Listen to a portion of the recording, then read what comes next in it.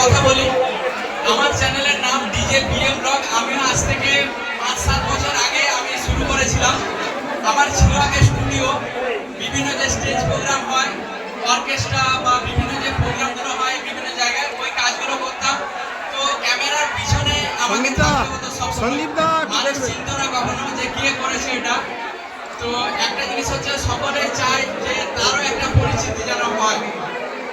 শুধু পয়সাটাই বড় কথা নয়, আমরা কিন্তু সকলকে পয়সার জন্যই কাজ করি। আমরা অনেকেই কিন্তু গরিব ফ্যামিলি থেকে এসেছি, জানি আমি, কারণ আমি এমন একটা ফ্যামিলি থেকে এসেছি। আমার মা লোকের বাড়িতে ঝিঁ গাড়ি কাজ করে, ঠিক আছে? তো সেই জায়গা থেকে বর্তমানে আমার channel DJ BM blog 1 million follower যে মাইলস্টোনটা রয়েছে সেটা কমপ্লিট করেছে। বর্তমানে 13 লাখ এবং ইউটিউবে হচ্ছে 5 লক্ষের কাছাকাছি সাবস্ক্রাইবার রয়েছে। এটা শুধুমাত্র তোমাদের ভালোবাসা এবং আশীর্বাদে। আমার অবশ্যই পরিশ্রম রয়েছে এবং এই জীবনে অনেক কষ্ট ছিল। আমরা যারা বলে থাকি যে আমার কাছে একটা ভালো ফোন নেই, বা দাদা আমার ভিডিওতে 200 ভিউ হয়, বা দাদা আমার ভালো ক্যামেরা নেই, আমার তো হচ্ছে না, আমি আর পাচ্ছি না দাদা, কি করে করবো। তো ব্যাপার হচ্ছে, আমরা অনেক সময় অনেক বড় বড় দাদাদের কাছে যাই, দেখবে অনেক বড় বড় ক্রিয়েটার রয়েছে, তারা কিন্তু কেউ কখনো হেল্প করতে চায় না একটা জায়গাতে যাওয়ার পরে। তো আমি যতটা সম্ভব, যারা আমার সঙ্গে মেলামেশা করে তারা অবশ্যই জানেন।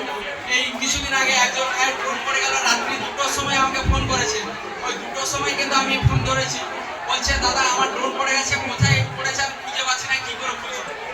তো আমি চাইলেও কিন্তু ইগনোর করতে পারতাম, কারণ জানি এত রাত্রিতে ফোন করছে মানে কোনো না কোনো বিপদে পড়েছে। তো অনেক বড় বড় ক্রিয়েটারকে দেখেছি, অনেক বড় বড় কথা বলে, কিন্তু সঠিক সময়ে ছোট ছোট যারা রয়েছে, ছোট বলে ভুল হবে, যারা শুরু করেছে তাদের পাশে কিন্তু অতটা সাপোর্ট বা হেল্প করে না।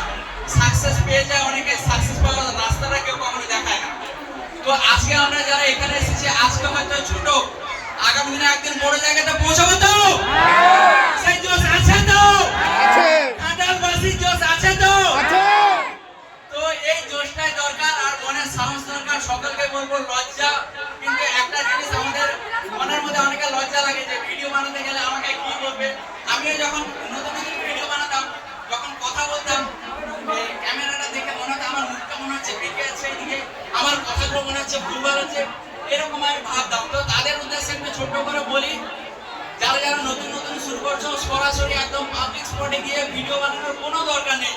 তোমরা ক্যামেরা নিয়ে কিন্তু রিহার্সাল করবে, ট্রাই করবে ফাঁকে গিয়ে, যেখানে কেউ নেই। কারণ আমি ভুল বললে পাশে যদি লোক থাকে, সে লোকটা দেখে তুই ভাবছে, এইটা কিন্তু আমাদের মনের কনফিডেন্সটা কমিয়ে দেবে।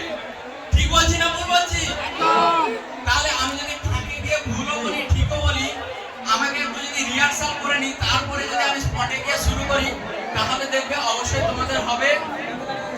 আমিও কিন্তু শুরুটা করেছিলাম এইরকম ভাবে, প্রথমে আমার ওই 200-500 এরকম করে ভিউ হতো। তো আস্তে আস্তে কিন্তু এই যে কনসিস্টেন্সি, সেইটা কখনো ছেড়ে দিইনি। হ্যাঁ, তো সেটা মোটামুটি চালিয়ে